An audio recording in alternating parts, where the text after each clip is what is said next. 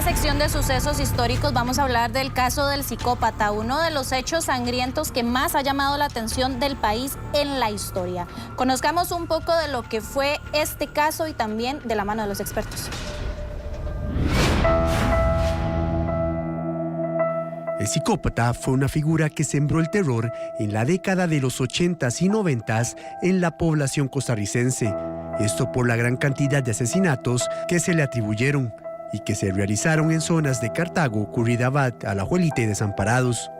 Aunque la verdadera identidad del asesino serial no ha sido identificada, en aquellos años se dijo que la persona encargada de cometer todos los homicidios era un nicaragüense de nombre Juan José Urbina Urbina, quien fue liquidado por un sujeto a quien se le conocía con el alias de Matanicas. Pero ahora los expertos aseguran que se trató siempre de 3 personas distintas que trabajaban en grupo y no solamente un solo psicópata. Con eso se establece de que era más de una persona. El otro asunto con eso es que se usan 2 armas. Se usa una subametralladora Guide M3 y de la marca modelo 3 y un cuchillo, un bisturí.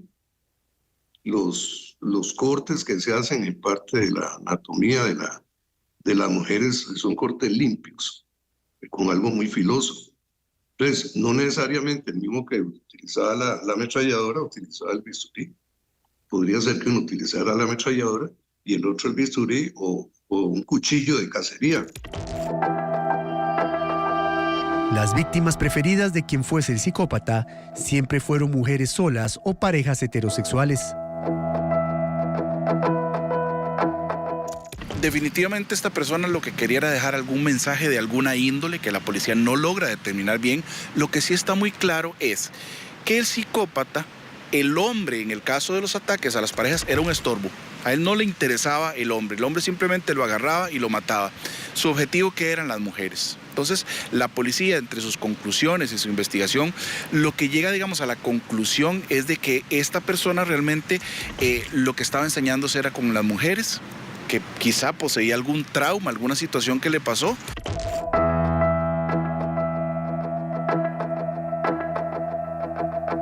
La razón por la que la identidad de quienes fueron el psicópata nunca se dio a conocer fue debido a distintos motivos, errores en la investigación.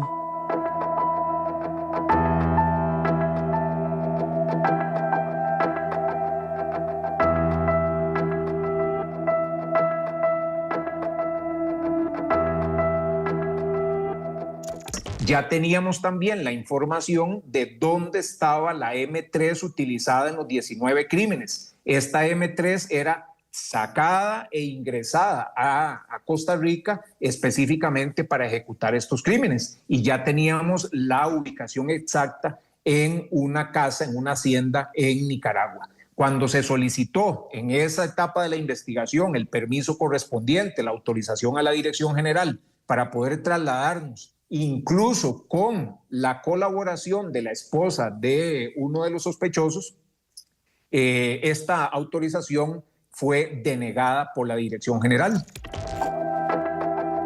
Una leyenda urbana incluso llegó a relacionar al psicópata con la familia política Figueres. Sin embargo, no existe nada que pruebe esa teoría. Eso fue algo, digamos, que lo descartó la policía.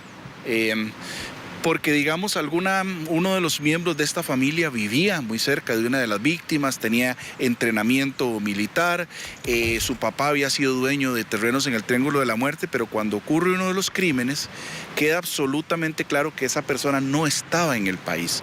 Entonces, automáticamente eso lo dejó fuera, lo descartó totalmente de la investigación. Es un mito que, digamos, a través del tiempo alguna gente ha querido insistir, pero policialmente quedó comprobado que esta persona no tuvo ninguna participación en los crímenes. A la fecha, algunos expertos, como Gerardo Castaín, afirman que al menos uno de estos psicópatas continúa en el país con vida y se encuentra viviendo en uno de los cantones más poblados del sur de la capital.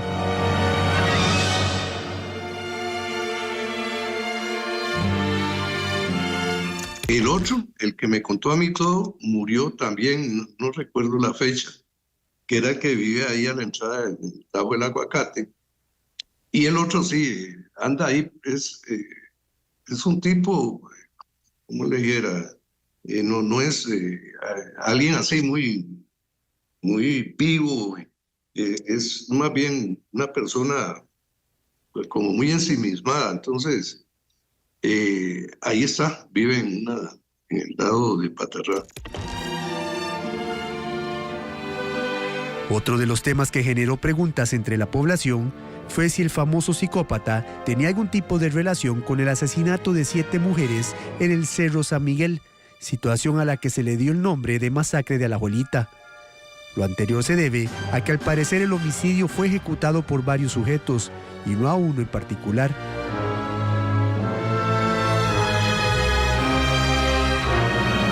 En abril de 1986, cuando asesinan a las 7 mujeres en la Cruz de Alajuelita, ahí se tuvo absolutamente comprobado que participaron al menos 3 personas,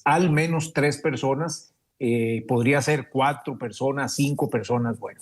Entonces, a partir de ese evento, los eventos siguientes, en ninguno de esos casos se pudo descartar objetivamente la participación de más de un sospechoso. El 26 de octubre de 1996 fue el día que se cometió el último crimen que se le atribuyó al psicópata, cuando fueron asesinados en Patarrá Ileana Blandón y Mauricio Cordero, y el expediente de este asesino en serie se cerró oficialmente en el año 2002, dejando con la duda a muchas personas de si el psicópata realmente murió o se encuentra por ahí cargando en sus espaldas las muertes de sus víctimas. Informó Álvaro Valverde Loaiza, Alerta 8. Definitivamente el caso del psicópata es uno de los casos históricos que más llama la atención de las personas, y es que sembró bastante terror en aquel momento. Y de hecho, para poder conocer más sobre este tema, tenemos acá en el set a una persona, un invitado especial, que es una persona que estudió durante varios años todo esto. Incluso es el escritor de uno de los libros, o el libro más vendido en los últimos 10 años, El psicópata, los expedientes desclasificados. Le damos la bienvenida a Otto Vargas, el periodista que escribió este libro. Otto, bueno, antes de comenzar, quisiera que nos explique, le explique a las personas por qué fue o por qué es que el psicópata sigue llamando la atención de las personas. Pues él dejó una huella en el país indeleble, porque Costa Rica experimentó durante los 10 años de los ataques del psicópata, entre el 86 y el 96. Él le enseñó al país una forma de miedo como nunca antes. Es que, digamos, las generaciones que nacieron con posterioridad a esos años no han sabido, no conocieron esta forma de terror que desató una histeria colectiva en todo el país. Aparte de eso, los casos de los psicópatas son casos muy extraños alrededor del mundo. No es como que abunden. Cada cierto tiempo puede aparecer un psicópata en algún lugar. Alguna gente confunde un psicópata con un sociópata. Pero digamos, este tipo de asesinos que son sistemáticos y que matan por el simple placer de matar, son casos muy raros alrededor del mundo. Es algo muy curioso que hay varias teorías. Unas personas dicen que era una persona, otros expertos como Gerardo Casain afirman que eran al menos 3 sujetos. A este caso también se le relaciona la famosa masacre que hubo en la Cruz de Alajuelita. Entonces, bueno, usted como investigador sobre este tema, que cubrió varios de estos sucesos lamentables, ¿qué piensa usted como periodista de esto? Está claro que sí, que en la masacre de la Cruz de Alajuelita participan entre 3 y 4 personas. Eso está claro, pues, por las muestras de fluidos corporales y por los vellos púbicos que se recolectan en la escena del crimen. A partir de ahí tienen lugar una serie de homicidios, en perjuicio sobre todo de parejas, ataques muy centralizados en mujeres. Siempre ha persistido esa duda de que si era una persona o si era más de una persona que estaba vinculada al crimen. Lo que pasa es que hay que tomar en consideración algo. Este psicópata es una persona sistemática, muy cuidadosa, que trabaja las escenas del crimen, porque él lo que está haciendo es un juego macabro con la policía. Pero en este caso es poco difícil pensar que él está actuando con otra persona porque la otra persona sí podría ser más propensa a cometer errores y eso a la postre podría dejar en evidencia al asesino. Algo curioso eso que usted mencionaba, que este psicópata le gustaba jugar con la policía. Incluso se afirma que dejaba pistas como un juego para ver cuánto tardaba las autoridades en encontrarlo. Sí, sobre todo eso quedó bien en evidencia. A ver, en uno de los casos de la Unión, él arrastra el cadáver de la mujer, lo mete en un río y le pone una piedra tan enorme para hundirla. Entonces costó encontrarla.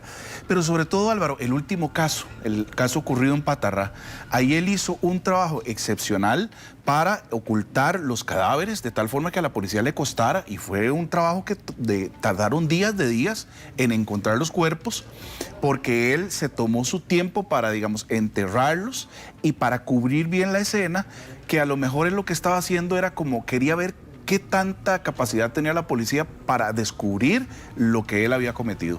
Bueno, vemos que hubo víctimas, tanto varones como mujeres, pero él en especial buscaba que las víctimas fueran mujeres. ¿Qué se sabe por qué es que tenía esa idea de él de acabar con la vida de ellas? Sí, de acuerdo con expertos y la policía, lo que han dicho es, esta persona probablemente tenía un trauma. El objetivo del psicópata siempre fue atacar a las mujeres. El hombre era un simple estorbo.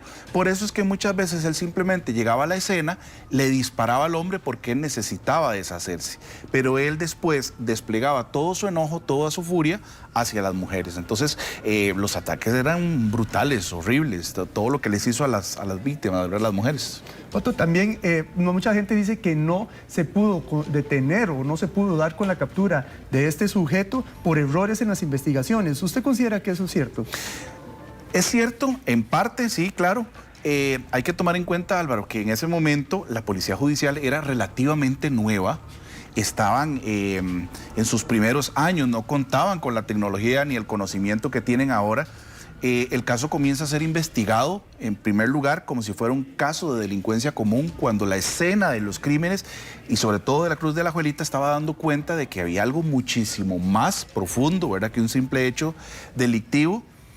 Se cometieron errores, por ejemplo, las muestras de semen se degradaron. Los vellos púbicos los quisieron conservar con barniz y eso, digamos, las propiedades del ADN lo que hizo fue que las desnaturalizó, lo degradó totalmente.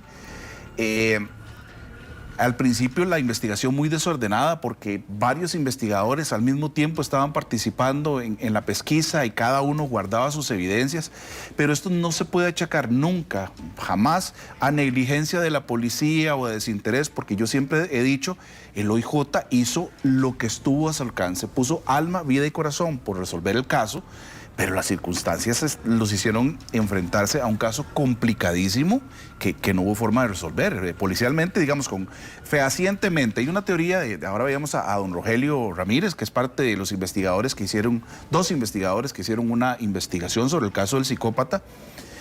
Si uno conversa con ellos, ellos sienten que policialmente ellos sí lograron resolver el caso. Pero, digamos, no se pudo confirmar esta hipótesis porque no dieron permiso de ir a traer el arma. Hubiera sido fundamental para determinar si realmente esa línea de investigación que ellos siguieron era una línea que iba a llevar al descubrimiento del homicidio. Sin embargo, se sabía dónde estaba esa arma. Ellos afirman que sabían dónde estaba, pero no pudieron llegarle al lugar. Sí. Ellos sabían que el arma estaba en el Boaco. Incluso sabían la habitación de donde estaba de un sospechoso, un ex guerrillero, alias Polanco. Ya ellos sabían de que esta persona, al parecer, cuando ocurrían los crímenes, cruzaba la frontera clandestinamente y se llevaba el arma.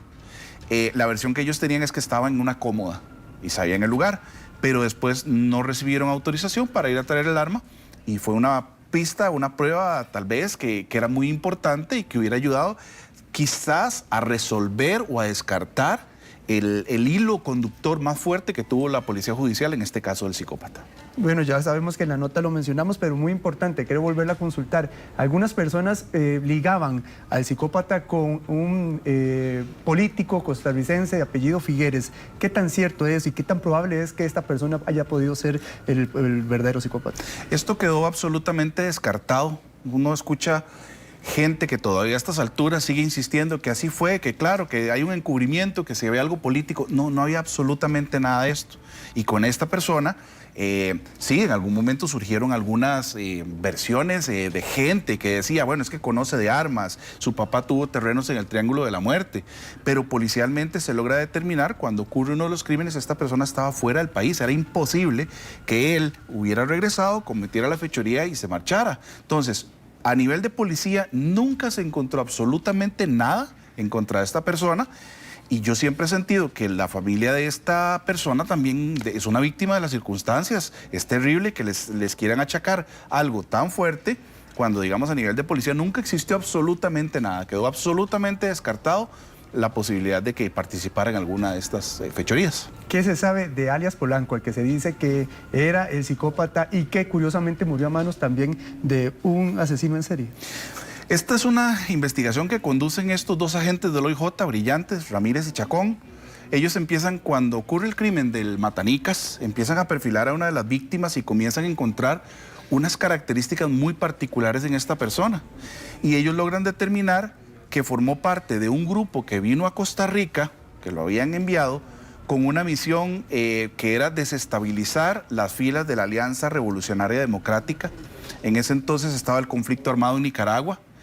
Ellos fueron enviados a Costa Rica a regar el rumor de que si Edén Pastora no se unía al Frente Norte de la Contra, Estados Unidos iba a dejar de apoyarlos. Entonces, según la teoría, porque Edén Pastora, una vez que lo entrevisté, lo recordó perfectamente a alias Polanco. Se supone que esta persona, de acuerdo con la investigación de Ramírez y Chacón, esta célula, este grupo de 4 guerrilleros que entraron al país, serían las personas que habrían estado detrás de la masacre de la Cruz de la Alajuelita.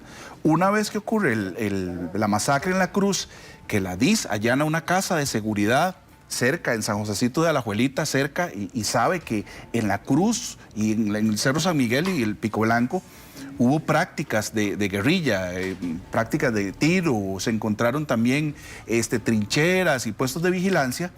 Se supone que ahí la célula se separa y la hipótesis que ellos construyen es que esta persona, este sospechoso, alias Polanco, continúa por su cuenta cometiendo los crímenes que se adjudican al psicópata.